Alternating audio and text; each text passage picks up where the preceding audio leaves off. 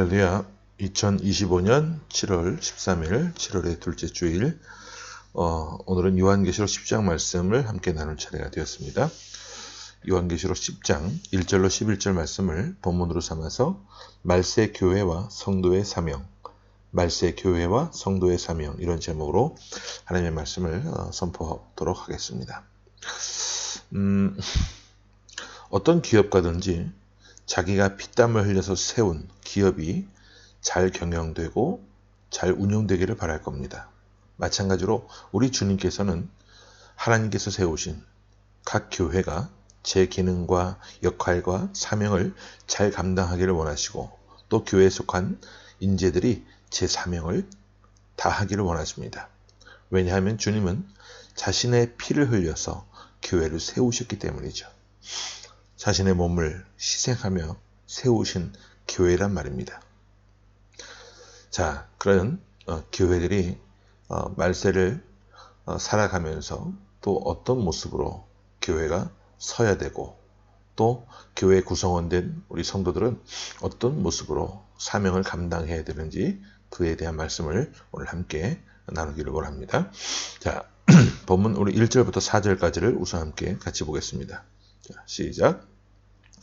내가 또 보니 힘센 다른 천사가 구름을 입고 하늘에서 내려오는데, 그 머리 위에 무지개가 있고 그 얼굴은 해 같고 그 발은 불기둥 같으며, 그 손에는 펴놓은 작은 두루마리를 들고 그 오른발은 바다를 밟고 왼발은 땅을 밟고, 사자가 부르짖는 것 같이 큰 소리로 외치니, 그가 외칠 때에 7 우레가 그 소리를 내어 말하더라. 7 우레가 말을 할 때에 내가 기록하려고 하다가 곧 들으니, 하늘에서 소리가 나서 말하기를 7 우레가 말한 것을 임봉하고 기록하지 말라 하더라. 자, 여기 보면 사도 요한이 바라본 천사가 나오는데 예수 그리스도를 의미하죠. 근데 그분 손에 책이 들려 있는데 그 책이 닫혀 있지 않고 펴져 있다고 합니다. 그것은 뭐냐 하면 그 안에 있는 모든 내용들이 공개된다는 말입니다. 그리고 구름이 나옵니다. 구름은 성경에서 하나님의 임재와 영광을 상징하는데, 하늘의 영광으로 임하시는 주님을 나타냅니다. 그리고 또 무지개가 나오죠. 요즘 아재 개그 보니까 아무것도 모르는 개가 무엇이냐, 정답이 뭐냐 하면 무지개라고 합니다. 무지한 개. 여기서 말하는 무지개는 그런 것이 아니겠죠. 성경에서 무지개는 약속을 반드시 지켜내시는 신실하신 하나님을 뜻합니다. 그 다음 계속해서 1절에 보면 해와 불기둥이 나오는데, 하나님의 거룩하심과 영광스러움, 또 하나님의 엄청난 권능을 나타낼 때 자주 사용되는 단어죠. 그리고 2 발로 땅과 바다를 밟고 있다고 했는데, 그 땅과 바다는 5대양 6대주, 즉 온 세계를 다스리시는 주님께서 세계 모든 사람들에게 공개적으로 밝혀서 다 보여주시겠다는 그런 말씀입니다. 그러면 그 주님 손에 들려있는 책의 내용은 무엇인가? 우리가 지난번에 보았던 요한계시록 8장과 9장에 걸쳐서 보았던 세상 종말에 일어날 일들을 말해요. 그러면 왜 주님은 책을 펴서 이런 내용들을 보여주시는가 질문을 해보게 되는데요. 그것은 성도들로 하여금, 믿는 자들로 하여금 환난을 대비하도록 하시기 위해서라는 거예요. 또 마지막으로 믿지 않는 자들에게 구원의 기회를 주시고, 택한 백성들이 다 예수를 믿고 구원받게 하시기 위해서라는 거예요. 또 3절에 보니까 사자가 부르짖는 것 같다는 표현이 나오는데, 이것은 안타깝고 답답한 마음을 표현하는 그런 문구입니다. 왜냐하면 예수 믿고 구원받아야 될 사람들이 뭐 하고 있는 거예요? 미련하고 우둔하여서 하나님의 구원 초청을 지금 받아들이지 않고 거부하고 있는 모습 때문에, 그래서 안타깝고 답답한 마음으로 사자가 부르짖는 것 같이 기도한다는 거죠. 일곱 우레가 나왔습니다. 여러분 일곱, 이 7이라고 하는 수가 성경에서는 완전수를 말하죠. 또 일곱 우레, 이것은 완전하신 하나님의 말씀이 권능으로 선포되는 것을 말합니다. 2절에 보면 작은 두루마리가 나옵니다.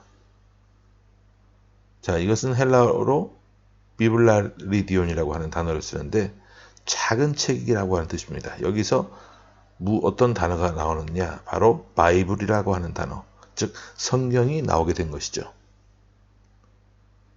지금은 어느 때인가?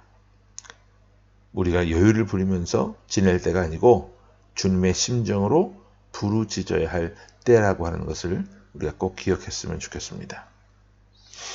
누군가 믿지 않는 사람이 있을 때, 누군가 믿다가 어떠한 일들로 인해서 낙심했을 때 그들을 다시 일으켜 세울 수 있도록 우리가 깨어서 기도하고 주님의 마음으로 권면하는 그런 삶의 모습이 있게 되기를 간절히 주의 이름으로 축원합니다.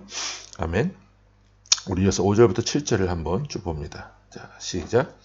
내가 본 바 바다와 땅을 밟고 서 있는 천사가 하늘을 향하여 오른손을 들고 세세토록 살아계시니 곧 하늘과 그 가운데 있는 물건이며 땅과 그 가운데 있는 물건이며 바다와 그 가운데 있는 물건을 창조하신 이를 가리켜 맹세하여 이르되 지체하지 아니하리니 일곱째 천사가 소리내는 날 그의 나팔을 불려고 할 때에 하나님이 그의 종 선지자들에게 전하신 복음과 같이 하나님의 그 비밀이 이루어지리라 하더라.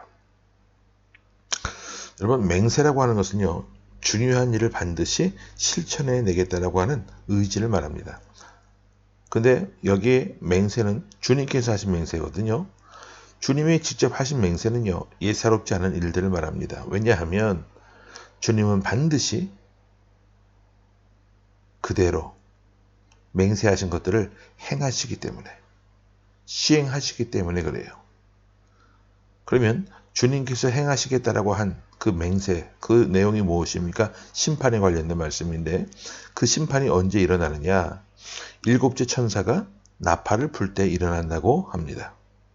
그리고 어떻게 심판이 이루어지는가? 하나님이 종들을 통해서 미리 전해주신 복음과 같이 이루어진다라고 이야기해요. 노아의 홍수 때도 하나님은 노아를 통해서 그의 가족들을 통해서 말씀을 미리 해주셨죠.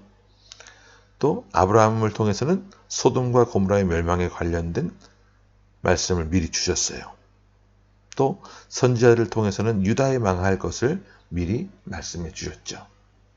그런데 듣는 자들이 있었고 듣지 않는 자들이 있었다는 거예요. 우리가 신앙생활을 하면서 하나님의 말씀을 무시할 수 없는 것은요, 이 말씀이 우리에게 구원의 방법을 가르쳐주고 이 말씀대로 믿었을 때 구원을 받을 수 있기 때문에 그렇습니다. 그리고 이 말씀을 통해서 역사의 종말을 알 수 있고 하나님의 심판을 대비할 수 있는 방법을 알 수 있다는 것을 기억하시고 늘 말씀을 가까이 하며 묵상할 수 있는 그런 성도의 모습이 되기를 바랍니다. 이어서 우리 8절부터 11절까지를 보면서 정리해 보겠는데, 시작. 하늘에서 나서 내게 들리던 음성이 또 내게 말하여 이르되 내가 가서 바다와 땅을 밟고 서 있는 천사의 손에 펴놓인 두루마리를 가지라 하기로 내가 천사에게 나아가 작은 두루마리를 달라 한즉 천사가 이르되 갖다 먹어버리라. 내 배에는 쓰나 내 입에는 꿀같이 달리라 하거늘 내가 천사의 손에서 작은 두루마리를 갖다 먹어버리니 내 입에는 꿀같이 달아 먹은 후에 내 배에서는 쓰게 되더라. 그가 내게 말하기를 내가 많은 백성과 나라와 방언과 임금에게 다시 예언하여야 하리라 하더라. 자, 주님의 손에 들려있는 책을 가져다가 먹으라고 하는 것은 무슨 말이냐 하면 오늘날 교회와 성도들이 주님의 말씀을 하나님의 말씀으로 믿고 받아들이라는 거예요. 말세에 교회와 성도들이 해야 할 일이요, 무엇이냐면 주님의 증인이 되는 일입니다. 앞으로 있게 될 하나님의 심판을 예언하고 또 증거하는 일을 감당해야 돼요. 그 사명을 우리가 온전히 잘 감당하기 위해서는 주님의 말씀을 믿음으로 받아들여서 내 것으로 소화를 하고 내가 그 말씀의 능력을 체험하고 그 말씀대로 이루어진 것을 증언해낼 수 있는 삶이 되어야 한다 그 말입니다. 주님의 말씀을 제대로 받아들이지 못하고 믿지 못하면서 어떻게 우리가 복음의 증인된 삶을 살 수가 있겠느냐 한번 생각을 해봐야 될 줄로 믿습니다. 또 여기 보면 입에서는 다나 배에서는 쓰게 되었다라고 했는데 이게 무슨 의미일까요? 이 말씀의 의미는 뭐냐 하면 여러분 우리가 말씀을 듣는 것은 쉬워요. 그죠? 그런데 그 말씀대로 실천하며 사는 것은 쉬워요? 어렵습니까? 어렵다고 말합니다. 나는 말씀대로 살고 몸부림치고 또 실제적으로 산다 할지라도 어떤 심한 핍박이나 괴로움을 당할 수도 있거든요. 여기 보면 묵상이라고 하는 말씀이 나오는데 여러분 묵상이 라틴어로 메디타티오라고 하는 단어를 씁니다. 메디타티오. 근데 여기에서 어떤 말이 파생되어 나왔느냐 하면 영어로 메디신이라고 하는 단어가 파생되어 나와요. 메디신 뭡니까? 약이라는 뜻이죠. 아무리 우리가 좋은 약을요 먹지 않고 바라보기만 하면 아무 소용이 없어요.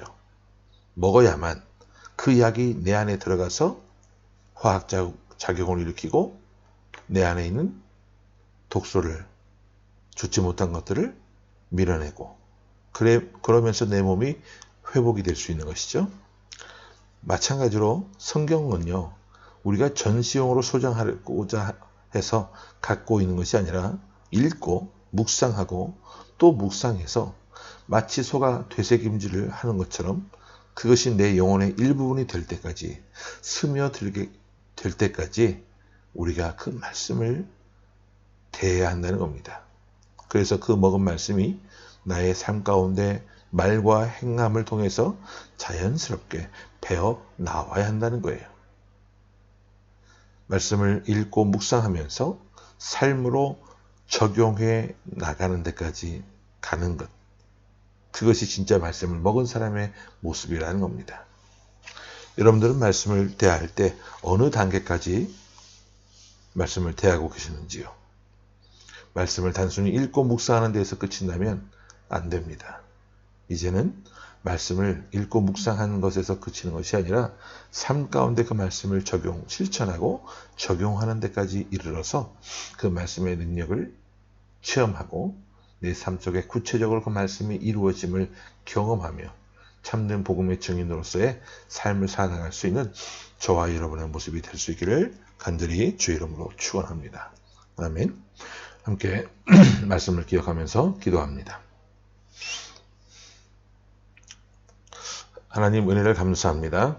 오늘 요한계시록 10장 말씀을 우리가 함께 나누게 되었는데 주님의 안타까워하시는 그 심정을 그 주님의 마음을 우리도 갖게 하시고 믿지 않는 영혼들, 불신 영혼들을 자신밖에 모르는 정말 그 강팍한 사람들을 향해 그들의 영혼을 긍휼히 여기며 기도하게 하시고 복음을 전하는 삶이 되게 하여 주옵소서.